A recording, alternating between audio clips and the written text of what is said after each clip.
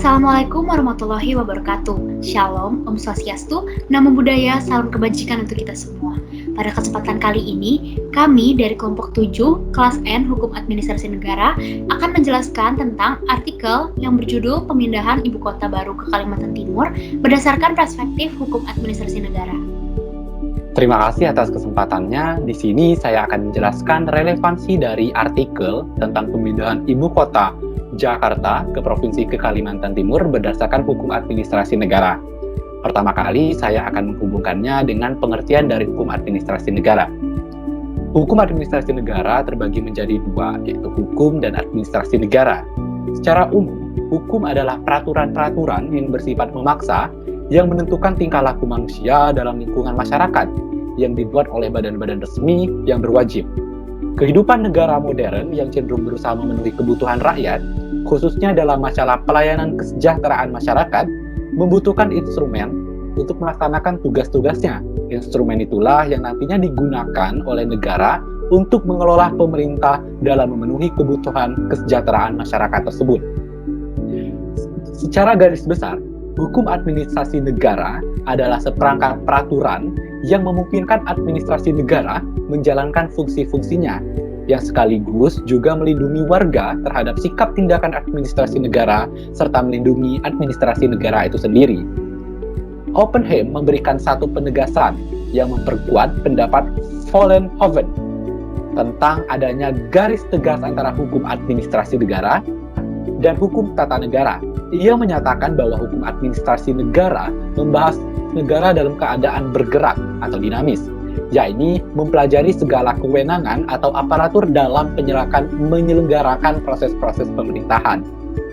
Pemindahan ibu kota negara tentunya merupakan proses yang dinamis, karena pemindahan tersebut disebabkan oleh adanya keinginan pemerintah untuk memenuhi kebutuhan serta kesejahteraan masyarakat dan meminimalkan potensi buruk akibat kepadatan penduduk yang terjadi di Jakarta pada saat ini.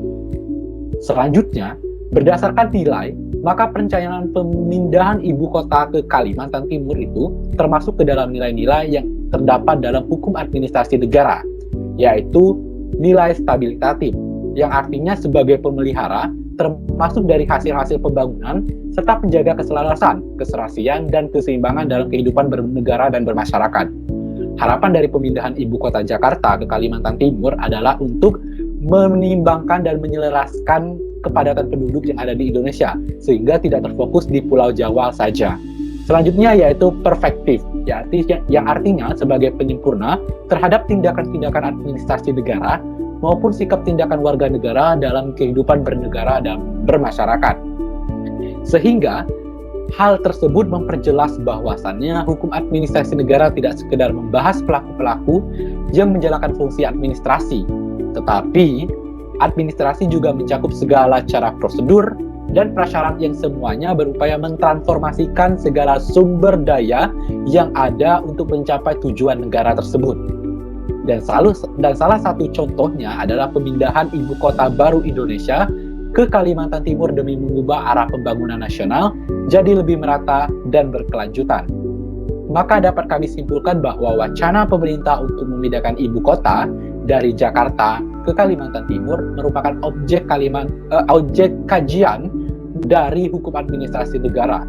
Karena pada penerapannya akan terdapat aktor-aktor pemerintah, baik dari legislatif, eksekutif, maupun yudikatif, dalam prosedur pemindahan berdasarkan undang-undang yang berlaku, serta prasyarat pemindahan ibu kota sesuai dengan prosedur yang telah ditentukan.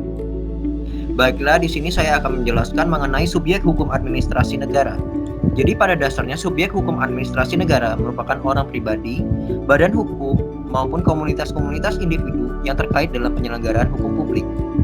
Dalam kaitannya dengan peristiwa ini, Bappenas dan Kementerian PUPR selaku lembaga eksekutif merupakan lembaga yang terkait dalam subjek dari peristiwa administrasi negara tersebut. Sedangkan sasaran dari kebijakan yang akan dilakukan tersebut merupakan penduduk atau masyarakat Indonesia, terutama dalam hal ini masyarakat Kalimantan itu sendiri dan masyarakat adat Dayak. di sini saya akan menjelaskan mengenai objek hukum administrasi negara yang berkaitan dengan artikel menakar asa di ibu kota baru. Sebelumnya saya akan menjelaskan apa sih objek. Objek adalah permasalahan yang akan dibicarakan. Sedangkan objek hukum administrasi negara sendiri adalah objek permasalahan yang akan dibicarakan tentang hukum administrasi negara. Nah, di sini objek hukum administrasi negara itu adalah pemegang jabatan dalam negara itu atau alat-alat perlengkapan negara dan warga masyarakat. Nah, dalam objek studi hukum administrasi negara terdapat dua objek, yaitu objek formal dan objek material.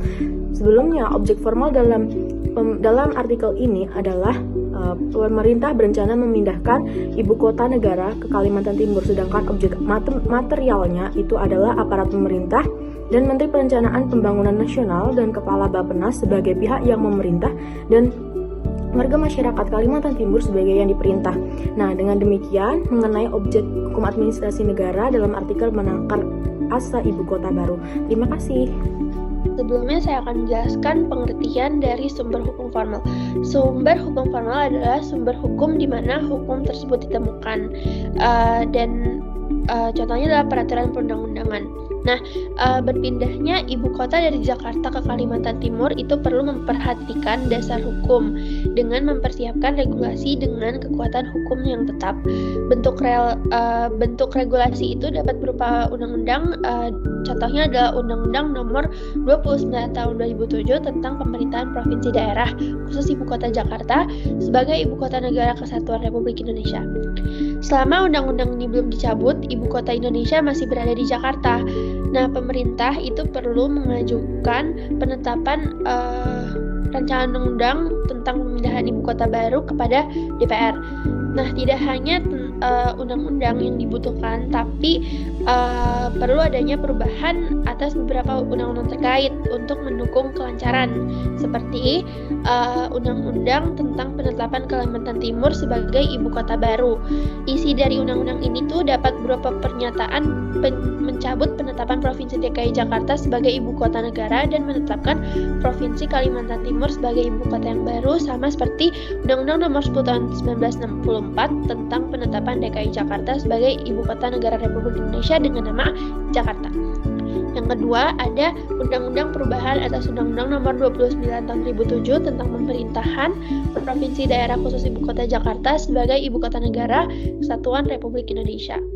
Dengan adanya perubahan Undang-Undang Nomor 29 Tahun 2007, sifat Provinsi DKI Jakarta yang pada awalnya merupakan daerah khusus yang memiliki fungsi sebagai ibu kota sekaligus daerah otonom tingkat provinsi menjadi daerah yang tidak memiliki kekhususan lagi. Selanjutnya ada undang-undang yang mengatur Provinsi Kalimantan Timur. Dengan adanya undang-undang ini menjadikan Provinsi Kalimantan Timur sebagai daerah otonom tingkat provinsi dan sebagai daerah khusus, yaitu Ibu Kota Negara Kesatuan Republik Indonesia. Yang terakhir ada perubahan undang-undang mengenai kelembagaan negara yang berada di Ibu Kota Negara atau Jakarta. Mengubah undang-undang kelembagaan negara ini menyebutkan kedudukan lembaga tersebut di Jakarta. Apabila ingin memindahkan kedudukannya di kota yang baru, maka harus diubah. Contoh lembaga negara itu adalah Ombudsman yang tertulis pada pasal 5 ayat 1 Undang-Undang Nomor 37 Tahun 2008 tentang Ombudsman Republik Indonesia yang menyatakan bahwa Ombudsman berkedudukan di Ibu Kota Negara Republik Indonesia dengan wilayah kerja meliputi seluruh wilayah negara Republik Indonesia. Apabila Ibu Kota Negara ingin dipindahkan, maka undang-undang ini harus diubah dengan Ibu Kota yang baru. Selanjutnya ada praktik administrasi negara atau hukum tidak tertulis. Presiden Republik Indonesia Jokowi Dodo mengumandangkan pidato kenegaraannya pada tanggal 16 Agustus tahun 2019 dengan membahas mengenai pemindahan Ibu Kota Republik Indonesia dan meminta persetujuan kepada MPR. Kebijakan ini dilakukan pemerintah harus sesuai dengan tata kelola pemerintah yang baik. Nah, tata kelola pemerintahan yang baik itu dapat dibangun dengan adanya partisipasi pemerintah. Tidak hanya pemerintah, tapi masyarakat juga ikut andil dalam partisipasi ini. Pemindahan ibu kota ini diharapkan dapat mewujudkan pemerataan dan pembangunan ekonomi yang lebih baik. Sekian dari saya. Terima kasih. Selanjutnya, saya akan menjelaskan mengenai sumber hukum materialnya yang meliputi unsur historis, sosiologis, dan filosofis. Unsur historis dalam arti ikut berpengaruh dalam penentuan materi aturan hukum dalam hukum administrasi negara dari segi historis. Di dalam artikel yang kami baca, dikatakan bahwa pemindahan ibu kota dari Jakarta sudah diwacanakan sejak zaman Soekarno. Namun, wacana itu tidak pernah terjadi, dan Jokowi kembali mengangkat wacana untuk memindahkan ibu kota dari Jakarta ke Kalimantan. Yang kedua, ada unsur sosiologis yang artinya kegiatan atau pandangan yang terjadi dalam masyarakat. Berdasarkan hasil sensus penduduk tahun 2020, jumlah penduduk Indonesia saat ini mencapai 270,2 juta jiwa. Sebaran penduduk di Pulau Jawa, terutama di daerah khusus ibu kota atau DKI Jakarta dan sekitarnya sendiri, mencapai 10,56 juta penduduk. Berbagai masalah terjadi di kota ini karena daya dukung lingkungan melemah akibat eksploitasi yang berlebihan yang menyebabkan kebutuhan masyarakat tidak terpenuhi.